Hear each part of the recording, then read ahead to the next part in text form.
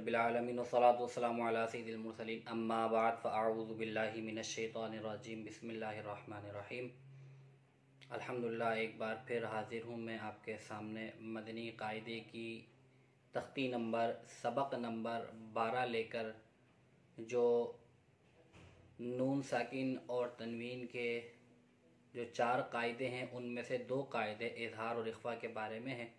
ये तख्ती क्योंकि थोड़ी लंबी है, बड़ी है, काफ़ी ज़्यादा इसमें लाइनें हैं और इसको हिचे और रवां दोनों तरीक़ों से पढ़ा गया है और कुछ इसके अंदर क़वाइद की वज़ाहत भी की गई है। तो इस वजह से इसको अलग अलग हिस्सों में तकरीबन 6 से 7 हिस्सों में बयान किया जाएगा।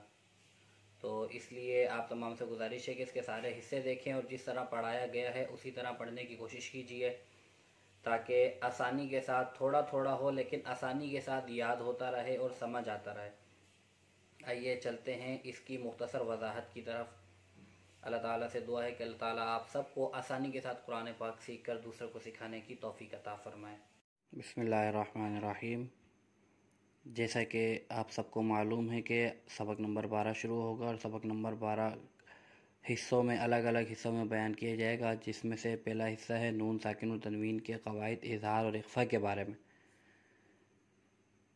इज़हार कहते हैं नून साकिन या तनवीन के बाद किसी भी नून के ऊपर जज़म हो। जैसे यहाँ नीचे देखेंगे नून है, नून के ऊपर जज़म है तो ये नून साकिन है। आगे चल के तनवीन भी आएगी, 2 ज़बर 2 ज़ेर 2 पेश। नून साकिन या तनवीन के बाद हुर्फ़ हल्की में से कोई भी हर्फ आ जाए तो इज़हार होगा, यानी नून साकिन और तनवीन में गुन्ना नहीं करेंगे। हुर्फ़ हल्की 6 हैं और वो ये हैं हमज़ा, हा, आइन, हा, गैन, खौ। ये 6 हुरूफ ऐसे हैं कि ये जब भी नून साकिन के बाद आएंगे तो यहाँ पर इज़हार होगा, यानी गुन्ना नहीं किया जाएगा। फिर इसके बाद है इख्फ़ा। इख्फ़ा का मतलब है नून साकिन या तनवीन के बाद हुरूफ इख्फ़ा में से कोई भी हर्फ आ जाए तो इख्फ़ा करें, यानी नून साकिन और तनवीन में गुन्ना करके पढ़ेंगे।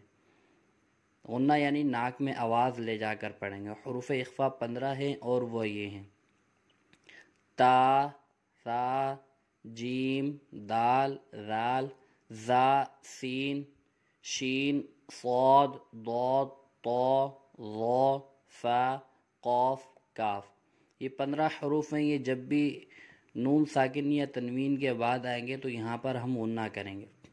इनको याद करने की एक और निशानी, हम सबक नंबर 12 में जब भी पढ़ेंगे नून साकिन के बाद जो हरे रंग में हरूफ आएंगे वो हरूफ हल्की होंगे और जो लाल रंग में हरूफ आएंगे वो हरूफ इख्फ़ा होंगे। तो ये बात हमने जहन में रखनी है, ये याद करें। अगर ये याद रहेंगे तो हमें अच्छे अंदाज में पढ़ने में आसानी रहेगी। ये इसके क़वाइद मुकम्मल हुए। इंशाअल्लाह इसके बाद जो वीडियो आएगी उसके अंदर हम इसके हिस्से को 3 लाइनों को बयान करेंगे। एक हिस्से के अंदर पहली, दूसरी और तीसरी लाइन।